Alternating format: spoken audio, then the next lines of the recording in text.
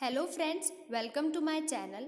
आज इस वीडियो में मैं आपको बताऊंगी कि जुडिशरी में लीगल और सोशल इश्यूज़ पर निबंध कैसे लिखे जाते हैं। तो निबंध को हम 3 पार्ट्स में डिवाइड करते हैं। मैंने यहाँ फर्स्ट इंट्रोडक्शन लिखा है, जिसको हिंदी में हम प्रस्तावना या परिचय कहते हैं। इसमें मैंने लिखा है कि introduction paragraph should be in a way through which the reader should know without a doubt what your essay is about. तो कहने का मतलब ये है कि इंट्रोडक्शन वाला जो पार्ट है एक बहुत ही इम्पॉर्टेंट पार्ट है।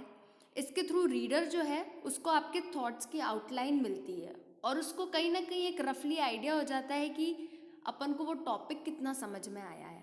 अगर हम इंट्रोडक्शन वाला पार्ट एक पावरफुल वे में लिख दें ना, तो उससे क्या होता है ना कि वो अट्रैक्टिव बनता है और एक अलग ही इम्प्रेशन जो है रीडर के माइंड पे क्रिएट करता है और इससे जो है हमारे मार्क्स पे भी बहुत इफ़ेक्ट पड़ता है।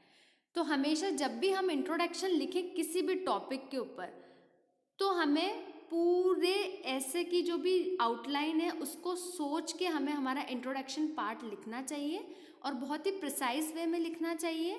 80 to 100 वर्ड्स के अंदर अगर हम हमारा इंट्रोडक्शन पार्ट कंप्लीट कर दें तो वो सफिशिएंट होता है।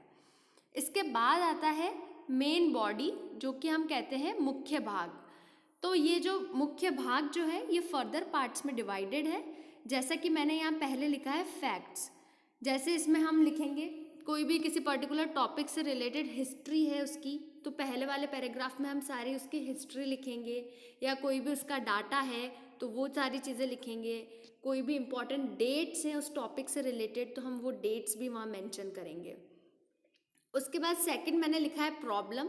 अगर उस पर्टिकुलर टॉपिक्स में कोई प्रॉब्लम है, अगर वो जो टॉपिक है वो सिर्फ प्रॉब्लम पे एम्फसाइज कर रहा है तो हम उसकी प्रॉब्लम्स बताएंगे।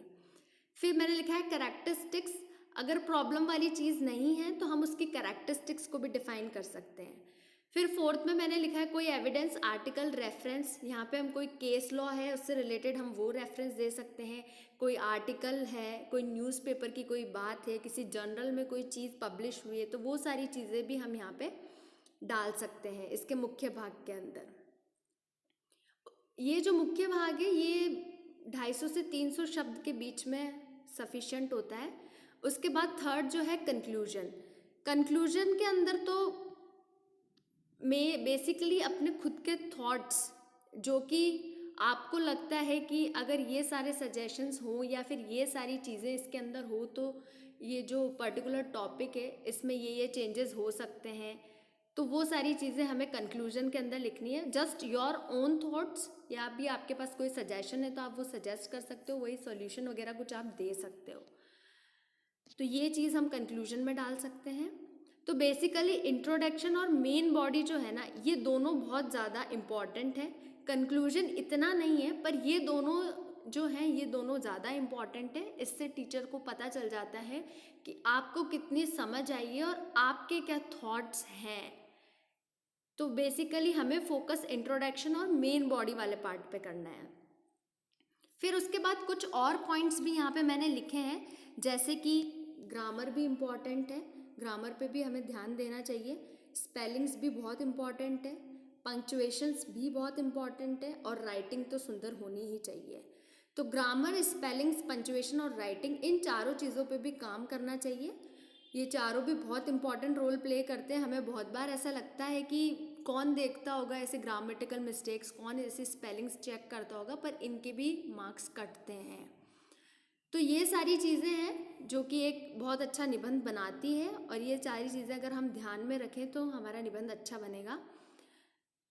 तो यही सारी बेसिकली चीज़ें हैं जो मैंने आपको बताई है, और अब इन्हीं को ध्यान में रख के मैं आपको आगे बताऊंगी, निबंध भी बताऊंगी कि कैसे मैंने लिखा है। मैं आपको समझाऊंगी भी सही कि क्या चीज़ें इंपॉर्टेंट है, क्या चीज़ें लिखनी है, कैसे लिखनी है। तो नेक्स्ट क्लास में मैं आपको निबंध बताऊंगी। एक हिंदी का निबंध लेंगे पहले, फिर हम धीरे धीरे चलेंगे आगे। Thank you so much.